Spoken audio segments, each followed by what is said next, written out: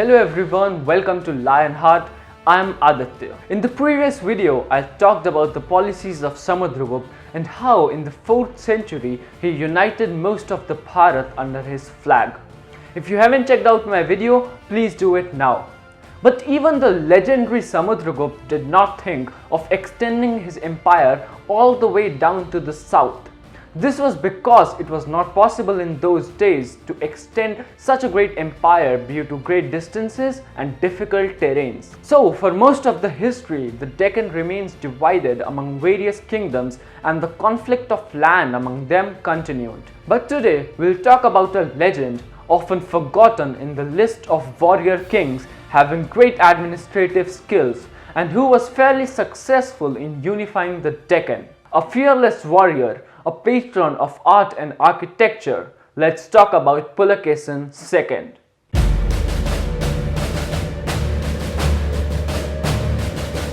But first we need to have a look at the political scene at the start of the 6th century when the south was ruled by the Kalabras, the Pallavas of Kanchi, the Vakatas and the Kadambas. The Kalabras were the evil rulers responsible for the darkness after the Sangam age, the age in which the Tamil literature and culture was at its peak. Kalabras also caused a lot of political conflicts and damaged the practices of Sanatan Dharam. But eventually they were uprooted by the Pallavas by the end of the 6th century. Now coming to the Kadambas, their empire was split when in the mid-6th century a hill near Badami was fortified by Pulakesin-I, who performed the Ashwamedh Yagya to declare his independence from the Kadambas. This was the starting of the Chalukyan dynasty, which would soon bring glory to Deccan. Pulakesin I's son KIRTIVARMAN expanded the kingdom by wars against the Mauryas of Konkan, the Kadambas and the Nalas of Bastar. But soon KIRTIVARMAN died and his son was supposed to ascend the throne of Badami. But he was too young to rule the empire. So instead, KIRTIVARMAN's brother Mangalesa took charge of the kingdom. But Mangalesa was more of a greedy person, so invaded the territories of Gujarat, Khandesh and Malavas just for the loot. In a few years, KIRTIVARMAN's son grew up and he asked for his right on the kingdom.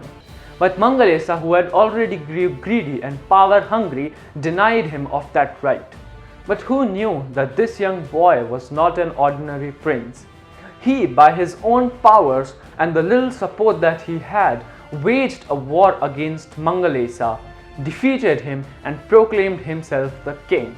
Yes, this boy is the legendary Pulakesin II, who went on to become one of the most successful and ablest monarch of not only his dynasty but of the entire Bharatvarsh. Pulakesin became the king at around 610. And the way he held the throne led to a civil war in the kingdom. Seeing such a young monarch, enemies began to appear on all sides and rebels came up. But Pulakesin was an exceptional warrior. He defeated the rebel Apayika in a battle. Seeing this, another rebel of Govinda submitted without fighting. Soon Pulakesin attacked and won the capital city of Kadambas, Banavasi, and hence expanded his kingdom by taking over the Kadambas. The Mauryas of Konkan, who initially rebelled, submitted, and hence the important port of Goa, which was responsible for a thriving trade with the Persians, again came under the Chalukyan rule.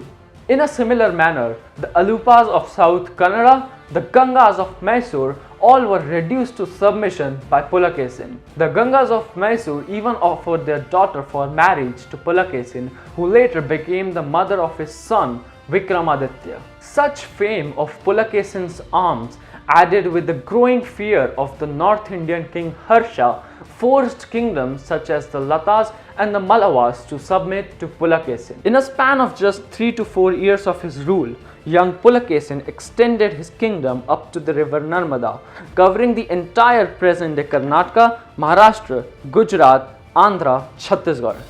But the biggest military achievement of Pulakesin was when he stopped King Harsha to invade the Deccan and heavily defeated him on the banks of river Narmada, capturing all of his artillery and elephants. This was the only loss in the otherwise victorious career of King Harsha. After a few years, Pulakesin made his younger brother Vishnuvardhan the Yuvraj of Badami and went on a military conquest to East Deccan. Southern Kosal and the powerful kingdom of Kaling were firstly made to surrender. Pistapura was attacked and reduced. Then came the turn of the Pallavas, who were a powerful and prominent kingdom at that time. Pulakesin penetrated the Pallava territory and battled with the then Pallava king Mahendravarman. Mahendravarman though was able to save his capital but lost the northern province of his kingdom to Pulakesin. In the year 621, Pulakesin sent his brother Vishnuvardhan to rule over the Andhra region, which he eventually did in a period of 10 years. And there he founded a dynasty of eastern Chalukyas which later ruled that part of Andhra. Pulakesin had good relations in the foreign lands as well, and we come to know about it through the paintings of Ajanta, in which Pulakesin is seen welcoming the Persian embassy of the royal court of Khusru. Few military conquests by Pulakesin like that on the island of Puri or Revativipa could not have been executed without an efficient navy.